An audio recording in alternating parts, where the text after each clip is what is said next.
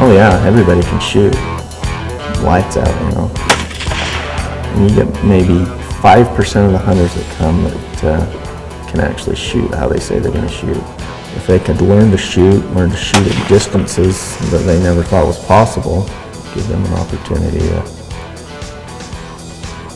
harvest some animals that they never would have been able to prior to taking the class.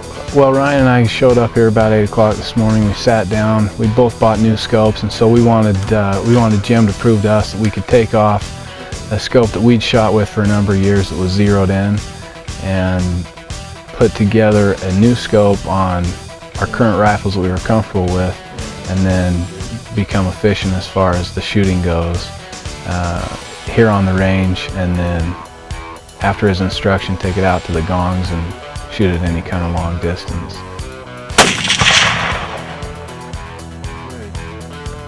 Came down a bit. Was your first shot on a clean barrel? We want to get people comfortable with shooting distance. We want to get them comfortable with dialing their scope, and that's why we stress getting good optics, have that repeatable function so that we can move you up to 500 yard setting and then come right back down to your zero and not have to worry about the scope being not where it should. And we don't like to see anybody holding off of anything, because if you're aiming at air, you're going to hit air.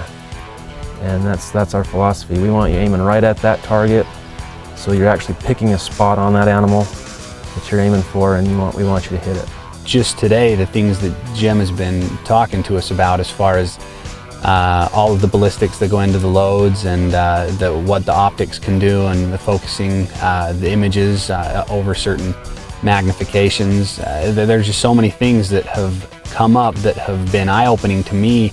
I'm not a professional shooter by any means, and my experience has been that I've never been exposed to all of the different technical elements that he's talked about today. We've had cartridges for over 100 years now that'll reach out to 1,000 yards and then some, but the general population hunting population has started to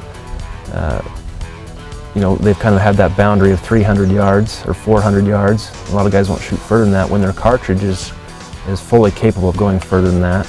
What we like to do is just take the guns and get the right equipment for them, and teach people how to shoot long range, and it will come in handy on their hunts usually. So we take any caliber basically that's got enough energy requirements, and we'll take it out and shoot and develop the loads and get them out there so they can shoot at 1,000 yards plus.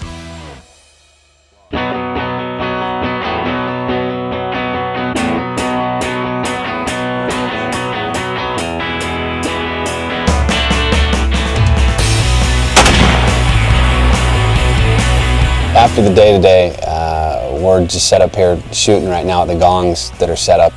I think we've got one about 456 yards, one about 650, and there's another one that we just put up about 1,000 yards. And the guys that are shooting down below us here have been hitting the gongs consistently.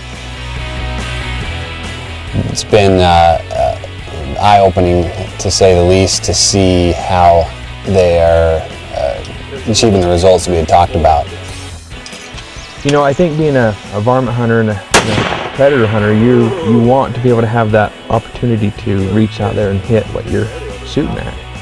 A lot of times that coyote will pop up on the ridge and see something he doesn't like, and he'll sit there at 600 yards, and most people don't have an opportunity to hit that far. They'll think, oh, I'll hold a foot over him and see what happens. I just shot the 450 yard and the 620 yard gongs and just 10-pinned every one of them. And it's just a matter of being able to know your yardage, have the information to dial your scope in, and it takes all the guesswork out of it. If that coyote's within 700 yards, he's in big trouble.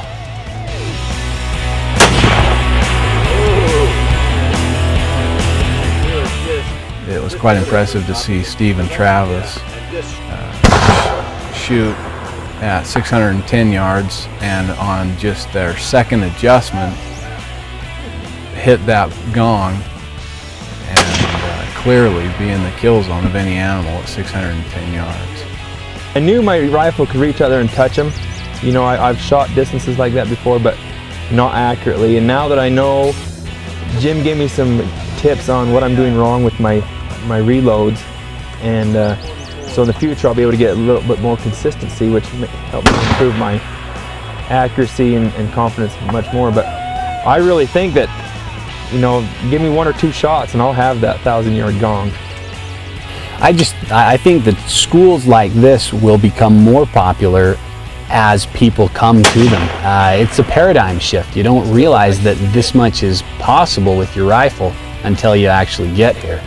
You know, if you're on this ridge and your elk's on that ridge, you can cover it. You don't have to be in the same clearing, you don't have to be in the same spot, you don't have to anticipate where the elk's going to come out. You can cover one spot, or a bunch of spots from one location. You can sit on one ridge and glass a whole canyon on both sides of you, and your buck steps out and you can dump him. It's not a matter of voodoo or any kind of luck. It's all a science. It's all been done. These ballistic programs that we have, you know, these formulas have been around since World War II and even some prior to that. So it's just a matter of incorporating all this into your own equipment and knowing your equipment, knowing your rifle, having a good load, and you can accomplish all this stuff. It's actually fairly easy.